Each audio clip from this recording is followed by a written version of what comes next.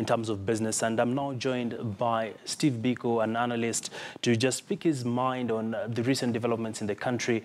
Steve, as the country goes to these elections, sections are quite divided. Roads have been barricaded in some of the western parts of the country. What does this mean really for the logistics business? First and foremost, I think it is parts of the country that have actually gone into the election mode, because at the end of the day, what's really happening is, in terms of business, for example, any person, we're looking at import-export, any business going towards the landlocked countries of Uganda, Rwanda, Burundi, Congo is actually a big problem, because we're seeing NASA controlling those regions of Busia and Bungoma. So it's actually a big challenge in terms of transportation. We've seen scenes from Kisumu, Kakamega, Bungoma. We've seen the riots, which means basically transport is actually shut down today. So it means the ripple effect in terms of business, from the numbers we've shown of 700 billion in the last 4 months, I think that number is actually being modest, because we've not really put in the smaller businesses that are not really accounted for by the Chamber of Commerce and KEPSA. They're not members of these two organizations, but they actually play a key role in pushing the economy forward. And for me, counties like Busia, counties like Bungoma, counties like Mombasa play a key role in terms of our business. So what's happened actually in the last 4 months is actually we're looking at a point of probably losing 1.4 trillion alone. And in terms of transport, in terms of security, in terms of conducting business, this whole week nothing has happened. And I foresee the same scenario going forward, because at the end of the day, whatever has happened today, whether we're going to vote or not, the country is going to become very difficult to manage and govern. So, Biko, what does this mean for the average Kenyan, as well as the middle class that has been considered to have taken sort of a cautious approach to all this? A couple of things are going to happen. One, cost of living is actually going to go up. We've seen recently that the fuel has gone up by at least 3 shillings. So this means availability of fuel is actually going to become very difficult, because at the end of the day, transportation is actually going to become a challenge.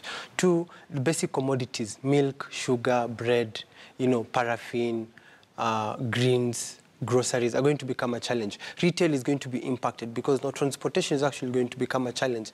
And what's going to happen to the basic person is that they're going to tighten their financial belt to be able to survive. We're going to see, if you're used to maybe 3 meals a day, we're going to go back to 2 or 1, mandatory one at the end of the day. Because at the end of the day, we both don't know how it's going to be tomorrow. And I think it's time for Kenyans to be honest. We cannot continue lying to ourselves and burying our head in the sand and thinking everything's going to be fine. So yes, there are those who voted today, and there are those who boycotted today. And it's the democratic right. But at the end of the day, we need to ask ourselves, how are we going to do business? How are we going to move forward? Because what I know is tomorrow I'm not going to be able to open my factory or my office or my, Mama Mboga is not going to be able to do anything. Look at Kisumu, look at Mombasa, look at Bungoma, look at Kakamega. Even look in Nairobi, what's happening? So cost of living is actually going to go up. And over a long time, if there's no dialogue between the two political camps, then things are actually going to get very expensive to actually be able to access. And perhaps, Biko, yesterday we did hear the NASA presidential candidate, Raila Odinga, mention that they'll be implementing a sort of boycott of various products and services in the economy. We did see this happen in South Africa a while back. What interpretation do you make out of this, and should we take it lightly that people will just walk over it and things will be back to normal?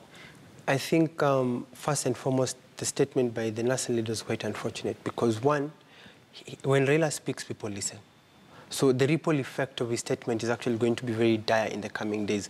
When a while back, when they spoke about boycotting particular products or particular brands, if you talk to the CEO of Safaricom, for example, or the MD of Nation Media Group, they will tell you the impact Raila's statement has whenever they talk about boycotting their products. So for me, this is a challenge, and it has a very negative ripple effect to the economy. One, reduced jobs, because if people are going to boycott your products, how are you going to pay salaries? And given the current political situation, it means that whether we voted or not, the country is going to be ungovernable. The demonstrations that the NASA leaders said are going to be held from tomorrow means not going to work. Security is going to become a challenge. Curfews are going to be, put in key areas. So loss of jobs, expensive cost of living, and basically shutting down of business. For example, now, if I'm a retailer or a distributor of a particular product in Kisumu, and the main product has been banned in Nairobi, I mean, you see what will happen. I'll be forced to shut it down, because if I don't shut down, people will attack me. If I sell that product in Nairobi, and I'm the main reseller, for example, and we are boycotting it, it becomes a big challenge. So for me, and Raila is not the person to be ignored. He has supporters all over the country. So when he speaks, people listen, and the ripple effect is actually going to be dire. And now that NASA has transformed itself into a resistance movement, you can expect youth across the country to actually effect what Raila is saying. So you're going to expect battles between the police. So what's the solution? And the youth, and you're going to see businesses shutting down. The solution is very simple. Put aside our egos, put aside our pride.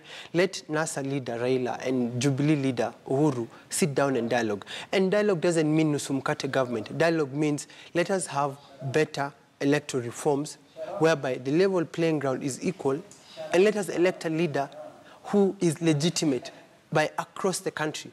Because currently, we're just seeing Central and Rift Valley endorsing the leader. And at the end of the day, honestly, as a business person, as an entrepreneur, I am suffering. We have industries that are not functioning. We have services that are shutting down. We're looking at manufacturing, construction, the service sector, tourism. If we break down the numbers, the situation is dire. But because we love burying our heads in the sand, we love ignoring issues, it becomes very difficult to be able to have an honest conversation. All right. And finally, Biko, assuming the elections proceed as they're currently going on, and IEBC declares the winner, what do you forecast really? What should happen? Because NASA is also saying they'll be starting the demonstrations from tomorrow. I will tell you one thing. The stock market will plunge another maybe 30%. Half of the country's production is actually going to slow. Retail business is actually going to slow by at least 30%. We're going to look at agro-processing across the country actually slowing down, because key areas that are actually the bread and basket of this country being affected. We're going to see reduction in the import-export business, especially business going to the landlocked countries. So which means in this scenario, Tanzania is a big winner, because now business is actually going to reroute to the ports in Tanzania to be able to access the Congo market, the Rwanda markets, the Ugandan markets. So at the end of the day, Kenya is going to lose billions in port business, in import-export business. And at the end of the day, I mean, look at the loss of lives. The economic impact is actually going to be very great. So for me, I think holding today's election was not in the best interest of this country. Someone once said that a true leader will look at the future generations and not when the next election will be. Interesting. Steve Biko there talking to us on the impact of this election on the economy, maintaining that the country is expected to experience a sense of dipping of the economic growth focus, which was standing at about 6%. And of course, we continue to keep an eye on how the markets will be responding to the developments in the country.